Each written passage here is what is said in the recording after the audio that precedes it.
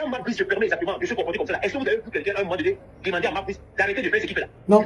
C'est pour ça que je suis en train de vous mettre dans la science de mouvement du camp consultant. C'est-à-dire que quand ça concerne certaines personnes qui ont un cadre exactement hors norme, on a tendance à ne pas respecter la loi. Si vous êtes dans un pays, on gifle un journaliste, en temps normal, ce pays doit s'arrêter. Et si vous êtes dans un pays où les gens adorent le football, et que ceux qui ont écrit le nom de football dans la liste stratosphérique sont des joueurs, un peu comme les Samuel Eto'o, les Gomez, sont des régimes là, Marc ne peut pas se permettre d'insulter un pays aussi extraordinaire, aussi éloigé comme le Cameroun. Donc, ici, quand je donne ces outils-là, c'est bien pour que les internautes, avant de pouvoir balancer les galimacias, peut-être sur des personnes qui essayent de chercher la vérité, pour que les gens trouvent leur option timide et qui commencent à penser à notre Cameroun, il vaut mieux appuyer encore la gifle du président Aïdjo, parce que c'est important. La preuve, personne n'en parle. Et quand il a fait ça, on a trouvé que c'était normal, mais c'était très grave. Et quand notre président est arrivé, il a dit qu'il amène la démocratie dans un pays pour que le pays soit apaisé. Alors on va pas parler de ton bilan. Mais vous savez très bien que c'est le seul président qui a ce qu'on appelle la rhétorique silencieuse. Il ne parle pas.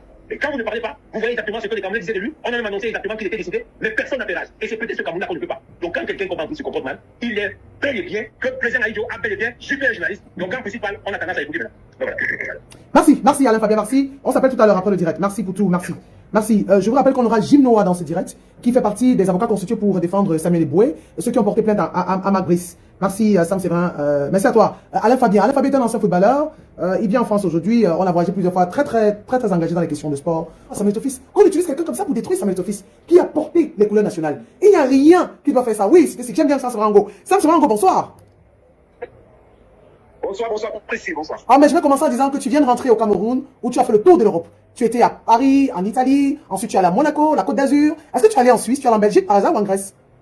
Non, j'ai pas bon. J'ai fait le tour et c'était de très belles vacances, effectivement. Donc je crois que quand on arrive à Monaco, il n'y a plus rien au-dessus. Voilà, c'est ça. Donc vraiment, je suis très heureux de vous retrouver. Donc je suis arrivé il y a quelques heures. Voilà. Voilà, merci encore parce que effectivement, tu devais te reposer, mais tu m'as dit que tu peux pas me refuser cette faveur-là, d'être avec nous au moins 10 minutes. L'actualité oblige. On a justement ce communiqué de presse qui a été rendu public où une plainte a été adressée à l'encontre de Marc Brice pour abus de confiance et tentative d'escroquerie. Et quand on lit ce communiqué, on voit bien, on parle de stratégie pour récupérer, pour entrer en possession de son salaire et aller en Arabie Saoudite. Alors, il y a beaucoup de choses qui avaient été dites. Toi, Sam Séverin, tu as vu passer des coachs et des coachs en tant que journaliste. Comment est-ce que tu qualifies, tu analyses l'attitude de Marc Brice depuis son arrivée? Et cette plainte qui fait surface, c'est la deuxième depuis qu'il est là. C'est la toute première, peut-être en Afrique et même dans le monde, qu'un entraîneur national est accusé d'escroquerie et d'abus de confiance. Ce qui est dit dans la plainte, mais je vais aller droit au but. Vous savez, le mensonge ne peut pas durer éternellement. Et c'est ce que je commencerai par dire.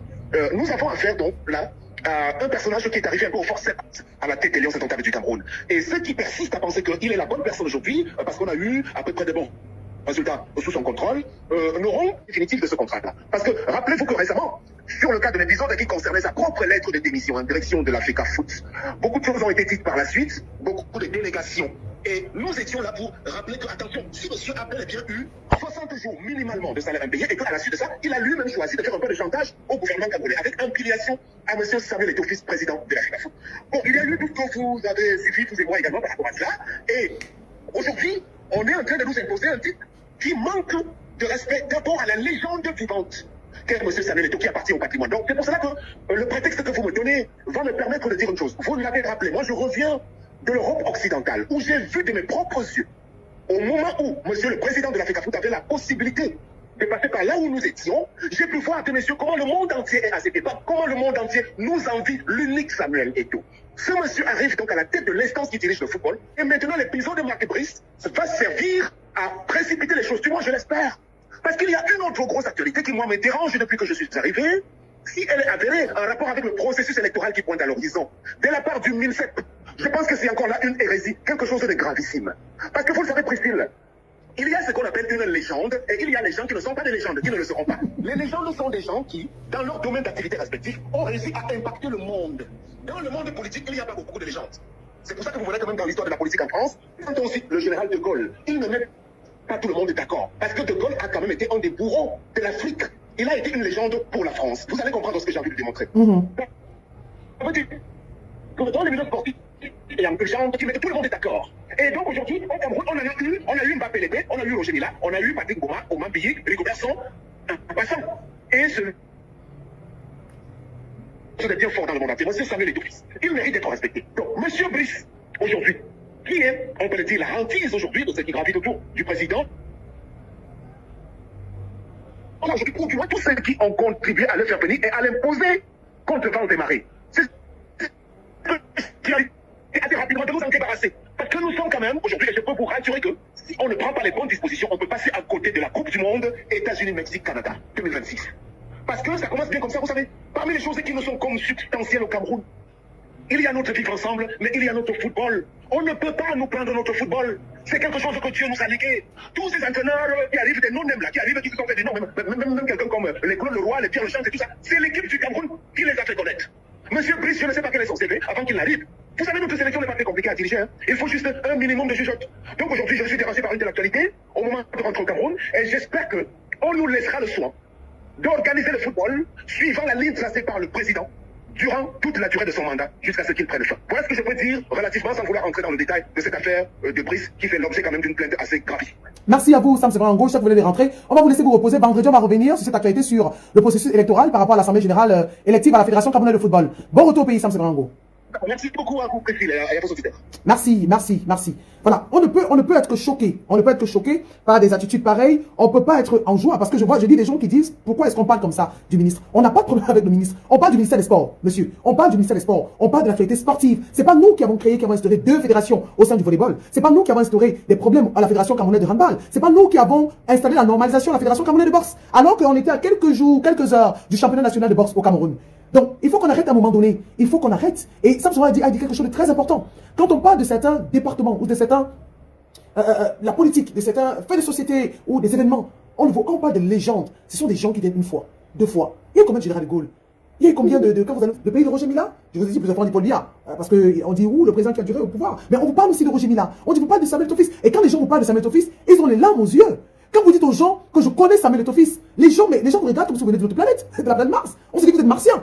Et vous, au Cameroun, vous estimez que non, c'est anonyme. Vraiment, c'est l'application du problème qui dit nul n'est prophète chez soi. Et donc, il faut à un moment donné qu'on arrête. Parce qu'ils ne sont pas des sportifs. On parle des joueurs. On parle des joueurs. Ce ministère crée tellement de problèmes. Tellement de problèmes. La Fédération camerounaise de volleyball. La Fédération camerounaise de volleyball aujourd'hui a 2 exécutifs. Bello Boudane et M. Julien Serge Abouem. Pourquoi? Parce que Serge Abouem a refusé de rentrer dans les micmacs, s'il faut dire ça comme ça. Covid, des joueurs du championnat Elite One étaient devenus des cordonniers, des pousseurs au quartier, des conducteurs de moto, pour ceux qui avaient la possibilité, qui avaient des gens pour s'acheter des motos. Pendant le Covid. Alors que la FIFA avait débloqué des fonds pour soutenir les footballeurs. Pourquoi les footballeurs n'avaient rien reçu? Vous voulez qu'on parle? On parle de François Tignon, on veut la victoire. Hein? Parce que quand Rigobert est parti, il a laissé cette équipe, on était premiers. On était premiers. On avait cette qualification dans la poche. Donc les gens voient cette équipe bavade là, mais ça fait. Ça fait. On parle du Cameroun. Donc quand on a dit qu'on fait une fixation, on n'a aucun intérêt, je l'ai toujours dit. Aucun intérêt. On est là pour décrire ce qui ne marche pas. Parce que même quand la fédération ça ne fonctionne pas, on dit que ici là non, c'est pas bon, ça ne fonctionne pas. Il n'y a que la critique qui permet d'avancer. Alors maître Ginois, bonsoir. Oui, bonjour. Bonsoir, Priscille. Comment vous allez, maître?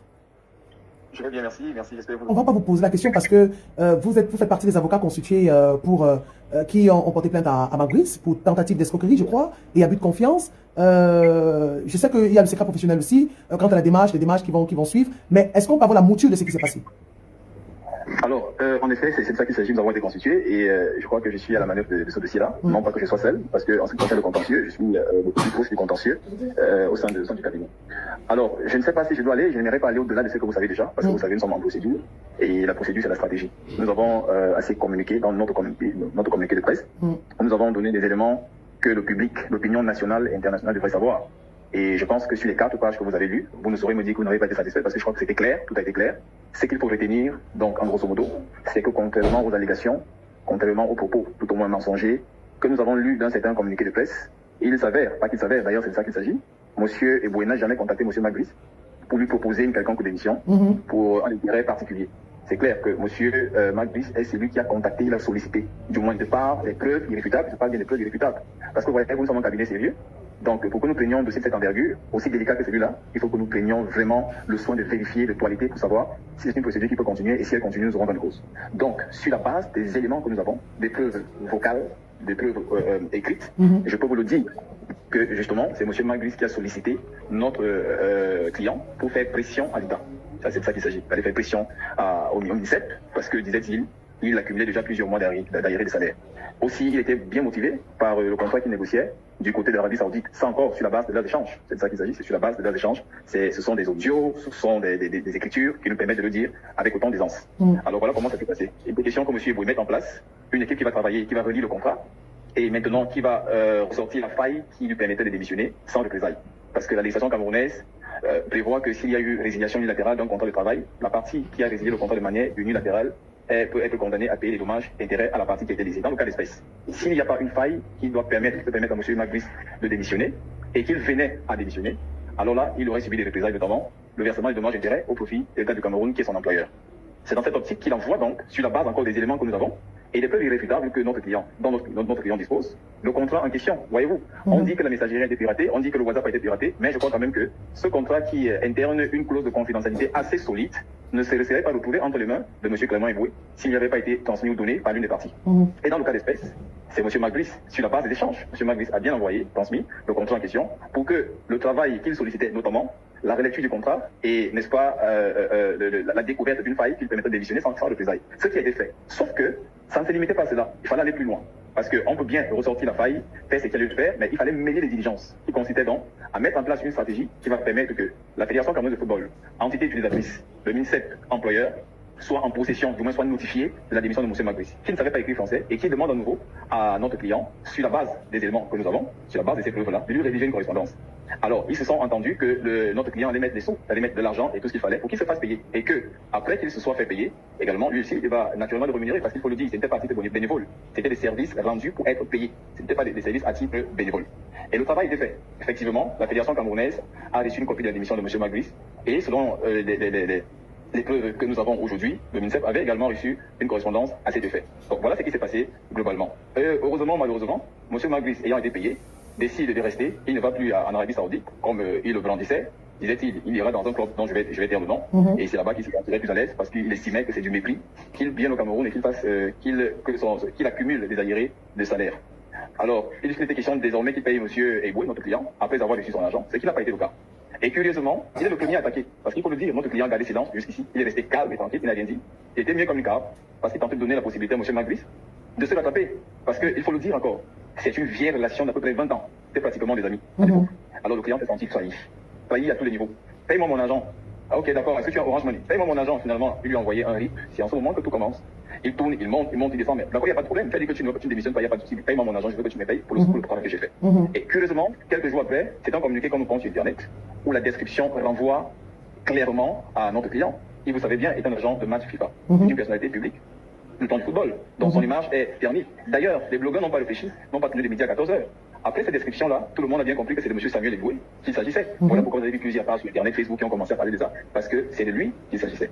Alors le client s'est dit, mais il s'agit de quoi? Moi, je suis victime dans une affaire, j'ai été offensé, j'ai gardé silence, mais voilà comment est-ce qu'on me remercie pour le travail que j'ai fait. Parce que là, M. Eboué n'a pas travaillé dans cette histoire, parce qu'il était complice de Magris, non. C'est une expertise. Les agents de match FIFA ont une expertise sur la Lex FIFA.